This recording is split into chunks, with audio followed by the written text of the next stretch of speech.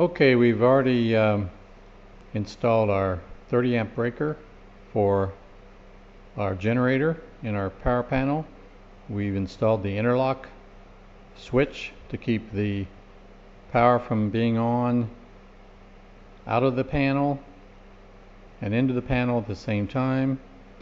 And we've also installed the outlet, 30 amp Reliance outlet on the outside of the house. Now we're ready to put the Reliance plug on the end of our generator cable so it can be plugged into the outlet that we installed. Here's the cable. This was 25 feet long at one time.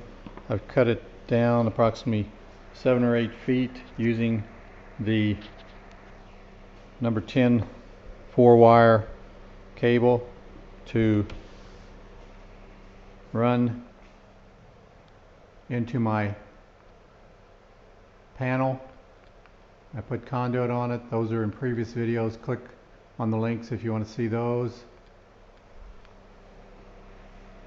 So now we're ready to put this Reliance female plug on the end of our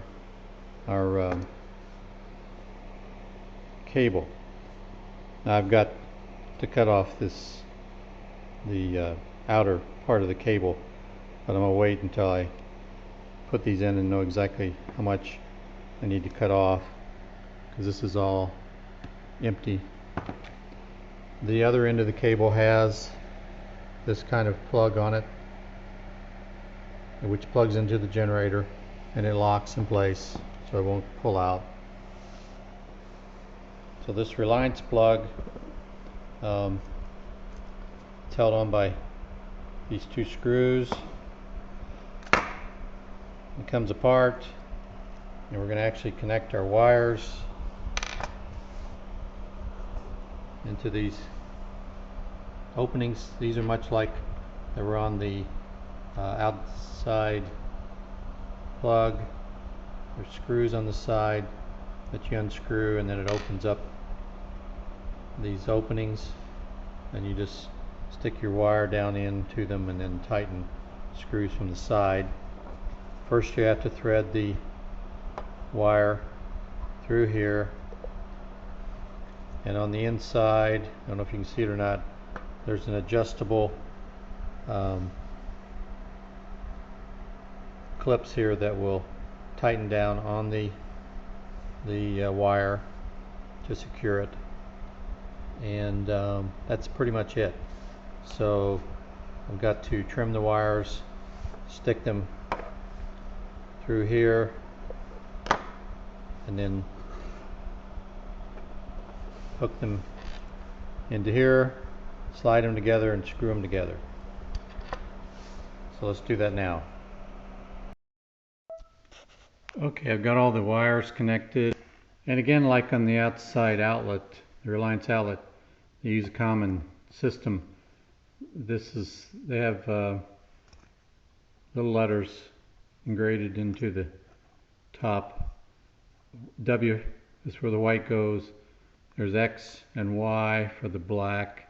I just use X for red and Y for black. Doesn't matter. You can switch those. And then there's a G for green, and there's actually a green screw. So you trim off about 5/8 of the wire, stick it down, and that should allow a little bit. They have a little lip on here, and so a little bit of your insulation can still be seen. But and then you just tighten up these screws on the side. Now I will let's see, tighten these screws up on the end here, and then slide these in and screw them in, and then trim my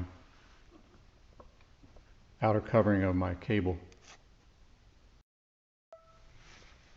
Okay, I've screwed the pieces together. It's a little tricky lining up these screws with the screw holes inside. So I put a piece of tape on here to line up where the center is in here because it's down a ways. Now there is a clear portion at the bottom of this white plastic piece where you can see through and see the screw. But it's a little tricky, so I just went ahead and put a piece of tape on each side indicating where the center of the screw is, so I could kind of slide them together and get a little better idea of where they went together. So obviously I'll take these off and then I tighten these screws here, and then for good measure I went ahead and put some electrical tape on here to just give a little bit of additional weatherproofing. And there was a little slit in my plastic outer covering of my wires, so I closed that up. So okay, so I've got the cable ready now with the female plug on one end and the male on the other end. So now I'm ready to plug it into the generator and give it a try.